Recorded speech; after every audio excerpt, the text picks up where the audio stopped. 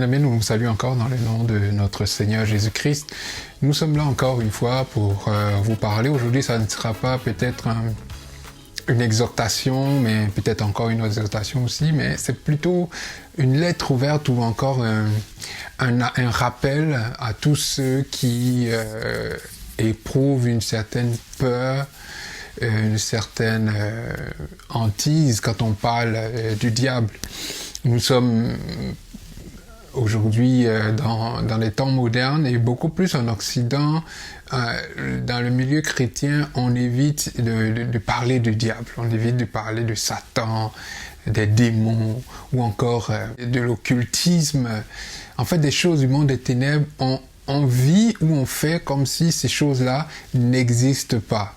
Donc on a mis notre tête seulement dans les choses qui concernent Dieu sans vraiment prendre en considération tout ce qu'évoque la parole de Dieu. La parole de Dieu parle du monde des ténèbres, la parole de Dieu parle de Satan, la parole de Dieu parle de la guerre qu'il y a eu dans le ciel entre les anges de Dieu et Satan avec son armée. La parole de Dieu parle des démons qui possédaient les gens au temps de Jésus-Christ, et Jésus lui-même a eu à dealer avec des démons, à chasser des démons et à même permettre à certains démons en fait à avoir une négociation entre lui et des démons. Les anges, les apôtres du Seigneur aussi ont eu à travailler, en tout cas à dealer avec aussi le monde des ténèbres.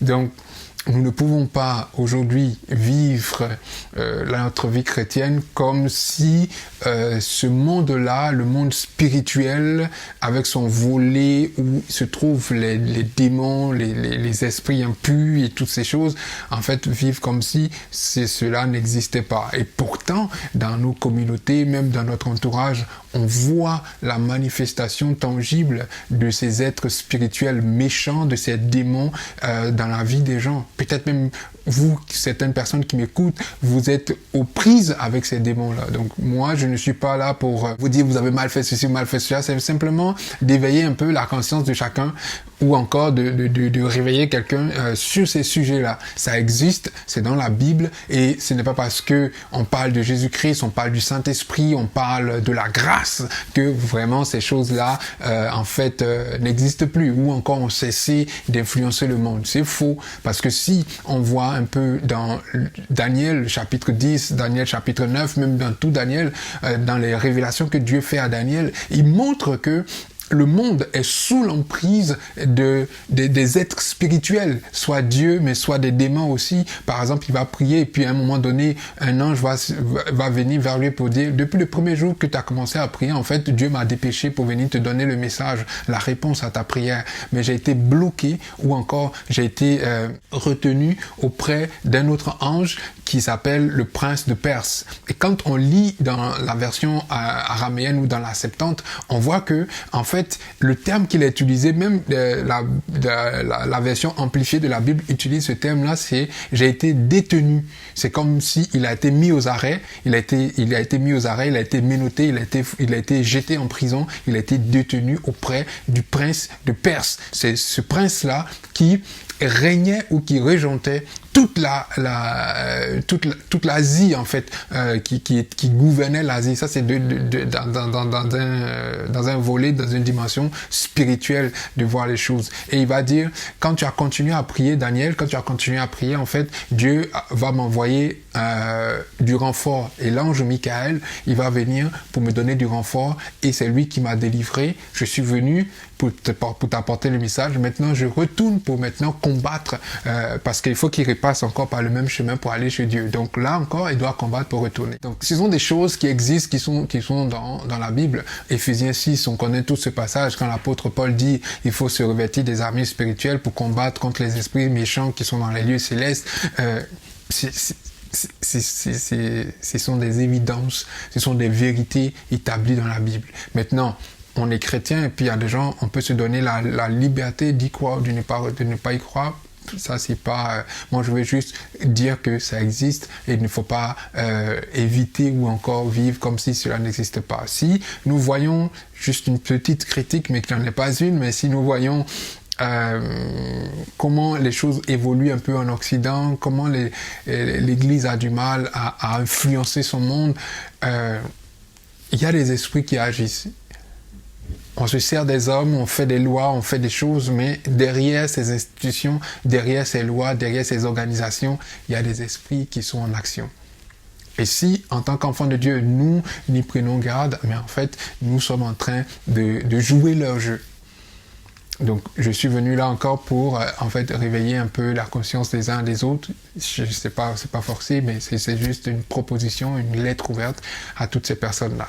Mon point ici, je le tire de Job, chapitre 1, verset 6. Les enfants de Dieu ou les fils de Dieu étaient assemblés en un lieu, et là, Satan aussi est venu au milieu d'eux. Ils se sont réunis, peut-être qu'ils avaient une réunion, peut-être qu'ils avaient une assemblée, peut-être qu'ils avaient un point où ils devaient échanger des informations, je ne sais pas trop, mais quand ils se sont rassemblés, Satan aussi était là, présent au milieu d'eux. Et chose curieuse, c'est que quand ils sont là, aucun ange, aucun fils de Dieu, quoi qu'il soit conscient de la présence de Satan au milieu d'eux, ne se met à gesticuler, à chasser le diable ou à chasser Satan, ou encore à lui opposer une attitude belligérante ou encore de violence. Non, ils se sont assemblés, Satan est venu au milieu d'eux. Bon, on a constaté, et puis bon, on continue notre réunion. Et même Dieu encore, pour montrer qu'il a discerné que le diable était là, comme les fils de Dieu aussi ont discerné que le diable était dans leur assemblée, pour montrer qu'il a discerné, en fait, il pose directement une question à Satan pour lui dire « D'où viens-tu, Satan ?» Et Satan va répondre aussi à Dieu, sans crainte. Dieu lui pose une question, il lui répond, et il y a un dialogue entre les deux. Pour moi, qu'est-ce que ça révèle? Ça révèle simplement que, en fait, il n'y a pas d'animosité. Il y a des gens, quand ils vont combattre le diable, mais c'est vraiment toute une haine, toute une colère, comme si c'est quand ils vont serrer la mine, ils vont forcer les choses, ils vont crier, ils vont se concentrer d'une certaine manière. C'est là que, non.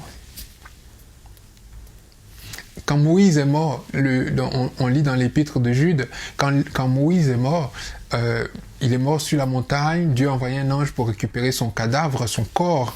Il y a eu Satan qui est venu aussi, qui voulait récupérer le corps de Moïse. Et il y a eu une dispute entre les deux. Et quand Satan proférait des injures, il proférait des insultes, il proférait des paroles de malédiction, l'ange, selon ce que Jude nous rapporte dans l'épître, il dit que l'ange disait que le Seigneur te réprimande. Il n'y avait pas une animosité. Il y a eu combat dans le ciel et Michael et ses anges sont sortis pour combattre le diable. Et quand ils ont éjecté le dragon sur la terre, sa queue a entraîné dans la foulée, sa queue a entraîné le tiers des anges, le tiers des étoiles. Donc il y a des anges qui sont rentrés dans la rébellion, pas parce que ils avaient une attitude, non, c'est dans la foulée des choses que le diable il les a emmenés. Ça, c'est une interprétation. Mais mon point, c'est que c'est non parce que c'est le diable que oui, je vais me concentrer, je vais faire... Non. Dieu nous a donné l'autorité sur le monde des ténèbres, sur la puissance, toute la puissance de l'ennemi et de marcher sur lui. Et nous n'avons pas à ajouter quoi que ce soit à cela. Je me lève, je dis au nom de Jésus, je prends autorité et je combats le diable.